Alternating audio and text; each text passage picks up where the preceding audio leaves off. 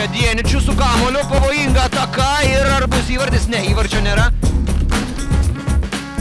Čia ironija, o čia pavojingas išpuolis ir Tauragės Tauro ekipos narių. Dar vienas smūgis į vartus, tiksliau link jų.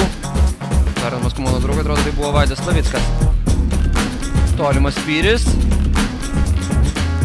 Jis dar spėja grįžti su kamuoliu, kiekybinė persvara nėra tokia maža ir Tauro komanda bando. Ir Andielkovičius. Jo smūgis į vartų plotą nepavyksta. Žaidimas nepavyksta, Ribokas vėl su kamuoliu. Pats bando imtis iniciatyvos smūgis.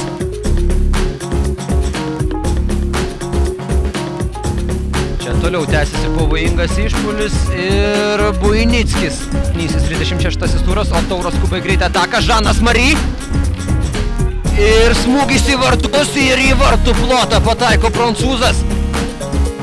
Žiūrėkime, kuo baigsis ataka Andielkovičius ir galėjo būti aštrus perdavimas. Ataka dar tęsiasi. Bokas. Ir Andielkovičiaus smūgis. Andielkovičius. Ir čia pavojinga. Ir taigi lieka žaisti 5 minutės ir tiek, kiek pridės teisėjas Buinickis. Ir pavojinga ataka ir ji nesibaigė įvarčiu. Kas? Slavickas. Smūgis iš toli į vartų plotą ir Gertmanas. Faktorių ir daugybę darbo įdeda Tauras. Čia pavojinga Meškinis.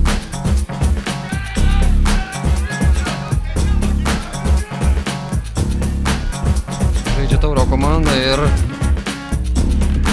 čia įvartis!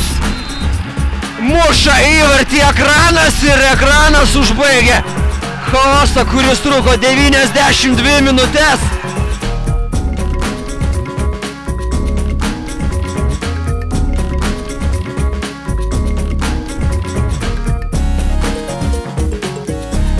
Bent jau tą daro sirgaliai. Jie džiaugiasi ir baigėsi šios rungtynės.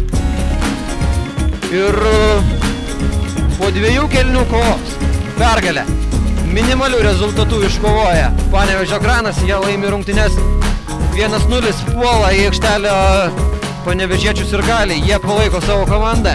Būtent Panevėžio Ekranas iškovoja bronzos medalius šių metų A lygos pirmenybėse. Sveikinimai visai Panevėžio komandai.